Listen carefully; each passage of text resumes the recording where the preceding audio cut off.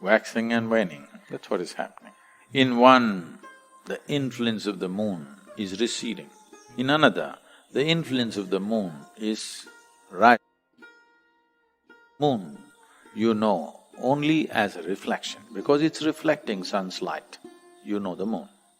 You know the sun because he's burning. In a way, in our experience, it's a product of the sun. Not only in our experience, some scientific theories say, it is the solar material which flew out in the spin and became all these planets and satellites and whatever. One small blob became a moon. For human understanding, we are always looking at everything to give it a polarity, because all physical substance has polarity leanings.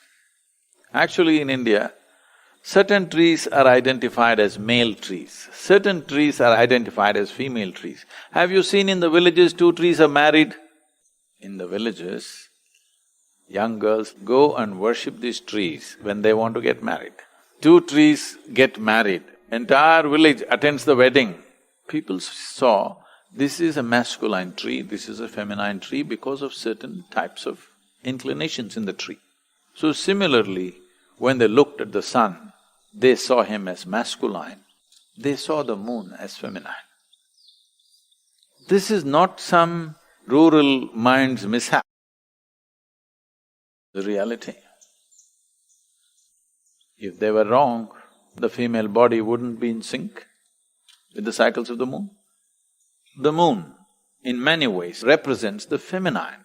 If you are male, the problem with you is you're looking towards the female. If you are female, the problem with you, you're looking towards the male, because in some way it's not there in you. If you are male, we want the feminine to rise within you. If you are female, we want the masculine to rise within you. This is not to distort nature, but to even out nature. We call Adiyogi, Shiva, the ultimate man, not because he is super macho, he is but because one half of him is woman. That's why he is the ultimate man. So the effort is to make you into that ultimate piece of human being who carries masculine and feminine in equal proportions within you, and you are able to conduct life in a very balanced way because these two things are equally there within you. If you're masculine, you don't have the feminine. If you're feminine, you don't have the masculine. In how many ways human beings are suffering because of this absence? So the idea of creating that in the Dhyanalinga temple is not just for those periods, it's established like that. That if you are there in its presence, slowly you will see after some time, you are quite fine. If you look at a woman, you can simply look at her like you look at everything else in the world, which you did when you were a child. The moment you got chemically poisoned, you lost that ability to simply look at another human being as human being. Every small bump in the body became some great world by itself. Every little something became so big simply because you distort it. So to settle that distortion, because it's such a powerful energy field, if it becomes too masculine or too feminine, then it will take people in a different way. Taking people like that into excessively masculine or excessively feminine nature could be useful to do certain type of work, but not useful to live, not useful to live a balanced life. Dhyanalinga is for all. All processes that happen there are wide open because of that. It's managed like this. Many of them, these days, I think they're going into Lingarpanam maybe once in 3, 4, 5 years, I think. I've read a lot of hundreds of sharings of how they felt, hundreds and hundreds of experiences which made them feel something That would have never happened to them anywhere else. What happened to them was on one level. The masculine and the feminine within you got evened out. It's equal. If the masculine and feminine is in equal proportion, then only both will dare to be full-fledged. When both are full-fledged, you are a full-on life. When you are a full-on life, suddenly you see the psychological process, the emotional process, the social process that's happening around you doesn't mean a damn thing to you because they are all just accessories. People need accessories when they're not full-fledged. You never looked at a man who's walking on crutches and envied him. Oh, he's got 4 legs, I got only 2. If he had golden crutches, maybe you would. So it evens you out so that this is full-fledged. When this is full-fledged, you don't care what somebody has because being alive is better than anything else.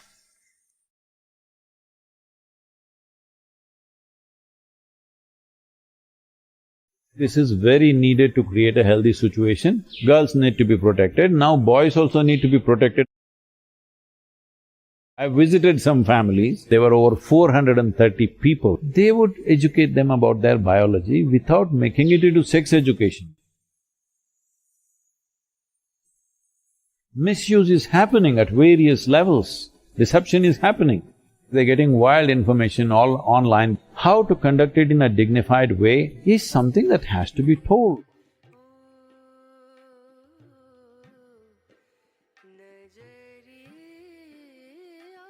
It's said about you, Sadhguru can talk about anything under the sun. You are now lately talking about sex education and that how… I'm not talking, somebody made a movie. That's right. So, that was about OMG2.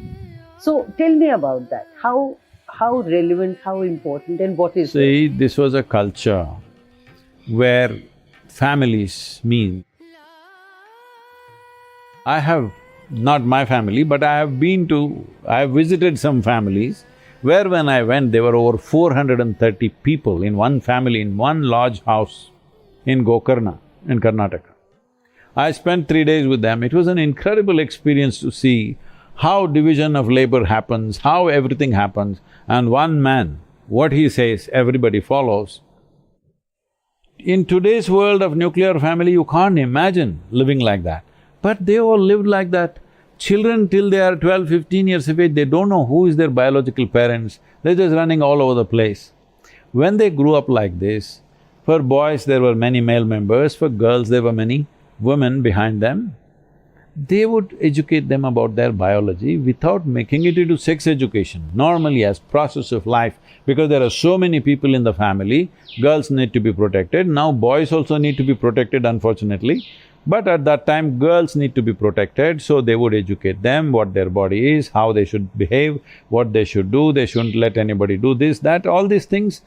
Naturally, grandmothers and the others would speak. If the mother is little embarrassed to talk to her own daughter, there were aunts and grandmothers and grandaunts and all kinds of people who would easily talk to them.